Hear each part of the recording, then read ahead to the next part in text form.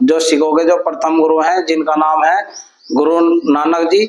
आज मैं उनके बारे में आपको बताने वाला हूं, तो इस वीडियो को शुरू से अंत तक जरूर।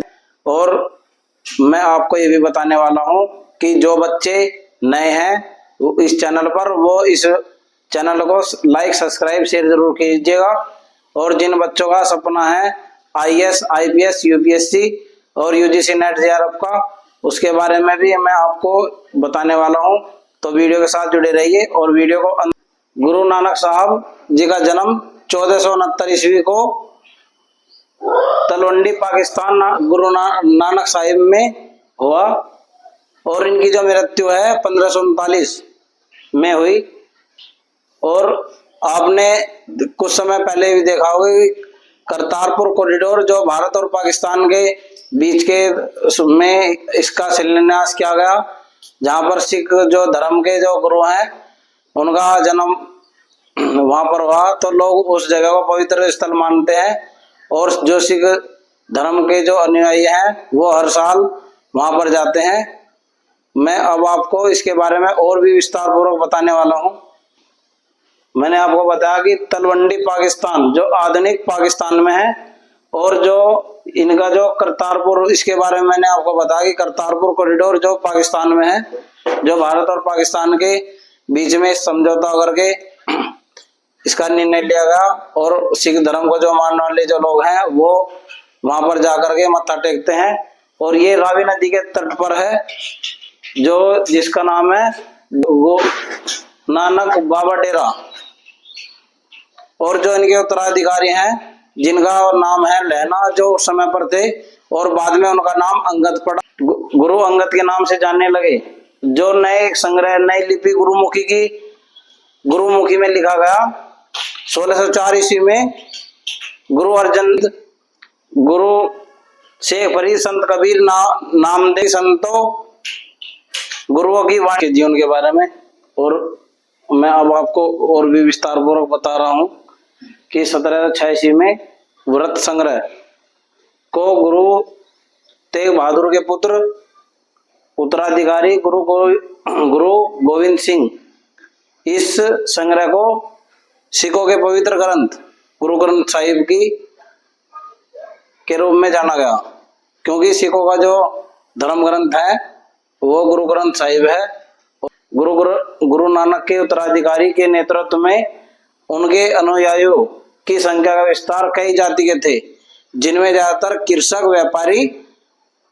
व्यापारी और शिल्पकार, मतलब कि जो किसी चीज से जुड़े हुए, जैसे कि कृषि करने वाला हो, व्यापारी जो कि कोई चीज खरीदता हो, चाहे शिल्पकार ये है कि जो नई चीजों को बनाता हो, तराश करने वाला है।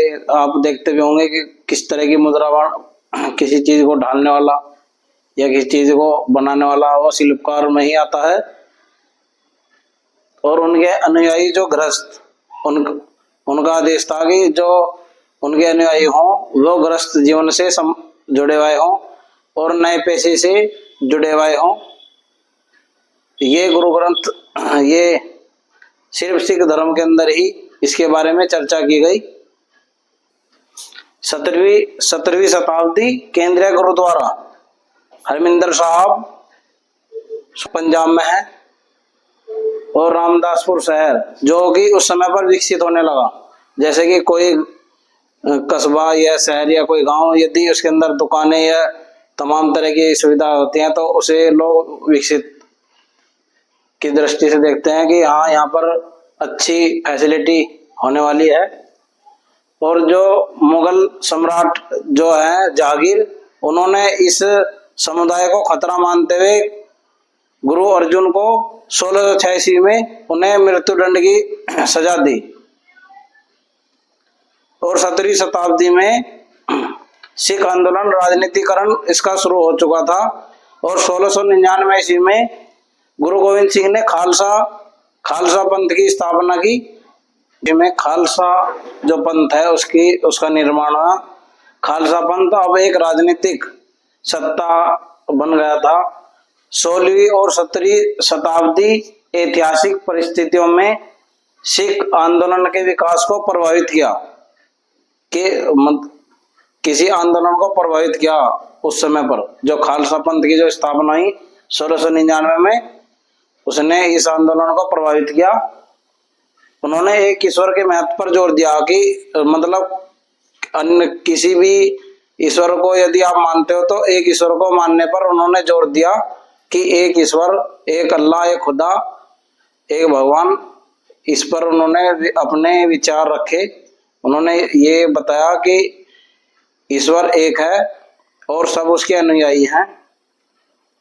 जाति, धर्म, लिंग भेद और मुक्ति, ये इस धर्म के लिए ये कोई चीज मायने रखती। उनका यही एक विचार था कि सभी लोग समान हैं, इसके अंदर किसी तरह का कोई भेदभाव नहीं है।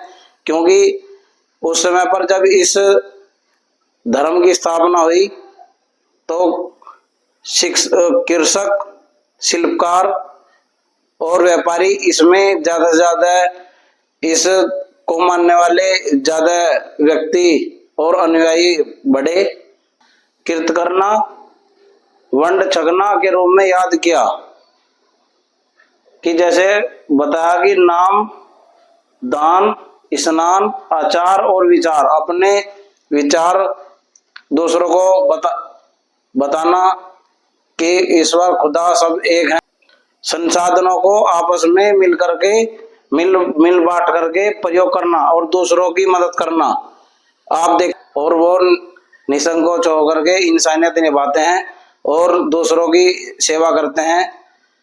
ये भी देखते होंगे कि जो रसोई घर उस समय पर जो लंगर आज चलता है गुरुद्वारों के अंदर, वहां पर सभी धर्मों के लोग जाकर के प्रसाद ग्रहण कर सकते हैं।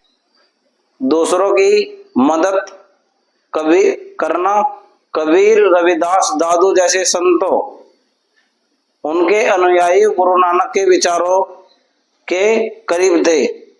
जो उस समय पर रविदास, दादू और कबीरदास जैसे जो संत होया करते थे, वो रविदास के विचारों के करीब थे। तो आज के लिए इतना ही।